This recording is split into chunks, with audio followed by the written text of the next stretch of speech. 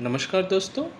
आज हम डिस्कस करेंगे impact of broken neutral in distribution system. Distribution system में क्या होता है, जो नॉर्मली 11 के बी लाइन हर एक पोल में रहता है और पोल माउंटेड सबस्टेशन मतलब एक डिस्ट्रीब्यूशन ट्रांसफार्मर वहाँ पे माउंट किया जाता है और डिस्ट्रीब्यूशन ट्रांसफार्मर का रेटिंग होता है 11 के बी बाई 415 वोल्ट।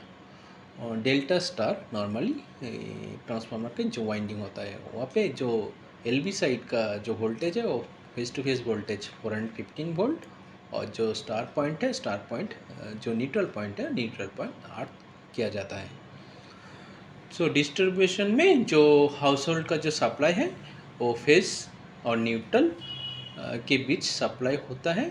इसके वजह से जो हर एक जो कंज्यूमर की जो वोल्टेज है phase to neutral voltage which is equal to 240 volt.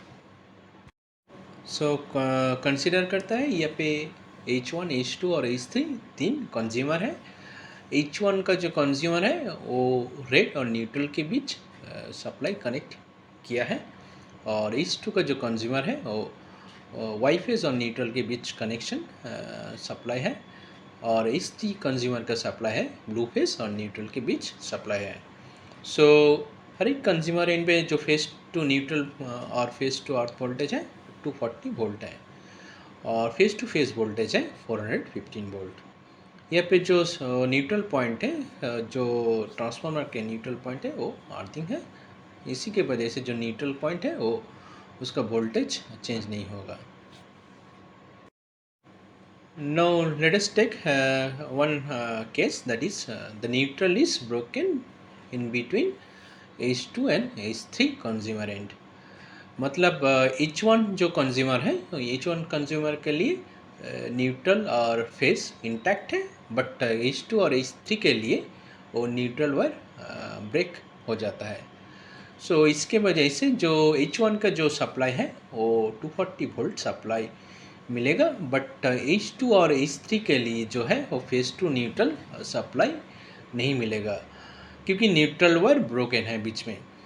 इसके वजह से जो H2 और H3 का जो कंज्यूमर है वो phase to phase voltage supply मिलेगा। मतलब H2 और H3 का जो टोटल सप्लाई होगा वो सप्लाई होगा वाई फेस और ब्लू फेस का फेस टू फेस वोल्टेज मतलब 415 वोल्ट।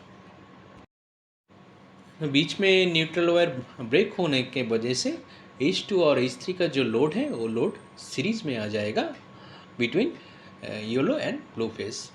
जो यहाँ पे जो करंट है वो करंट का जो पाथ है वो H2 और H3 के कंज्यूमर एंड के लिए वो यहाँ पे शो किया गया है।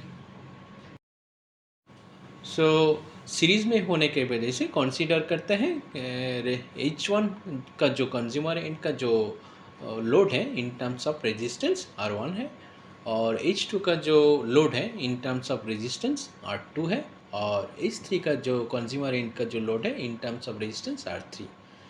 सो H1 का जो लोड है वो न्यूट्रल मिलने के वजह से उसका सप्लाई इंटैक्ट रहेगा मतलब 240 फेस टू न्यूट्रल वोल्ट उसको सप्लाई मिलेगा।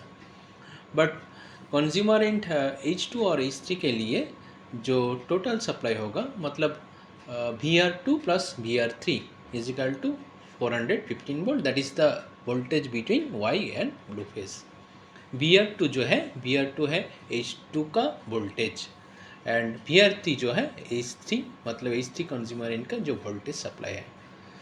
सो VR2 होगा VR2 is equal to R2 divided by R3 plus R2 into 415 volt और जो VR3 मतलब H3 का जो कंज्यूमर एंड का जो वोल्टेज सप्लाई वोल्टेज है वो होगा R3 divided by R3 plus R2 into 415 volt. अगर दोनों कंज्यूमर एंड का लोड अगर बराबर होगा मतलब R1 R2 is equal to R3 होगा तो यहाँ पे जो दोनों कंज्यूमर एंड का जो वोल्टेज सप्लाई होगा वो है VR2 is equal to VR3 is equal to 415 divided by 2 is equal to 207.5 volt. That is low voltage will be supplied which was earlier it is 240 volt.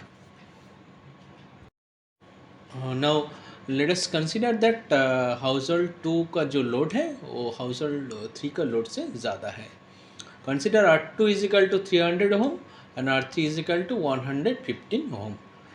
That is household 2 का जो load है almost 3 times of that of household 3.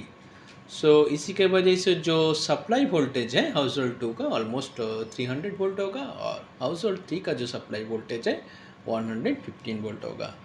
So broken neutral होने की वजह से एक house hold high voltage sense करेगा और दूसरा house hold very low voltage sense करेगा.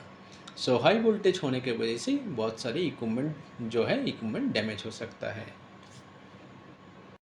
So friends, if you like this video, then do subscribe my channel and also press bell button for notification of videos to be uploaded in future. Thank you for watching this video.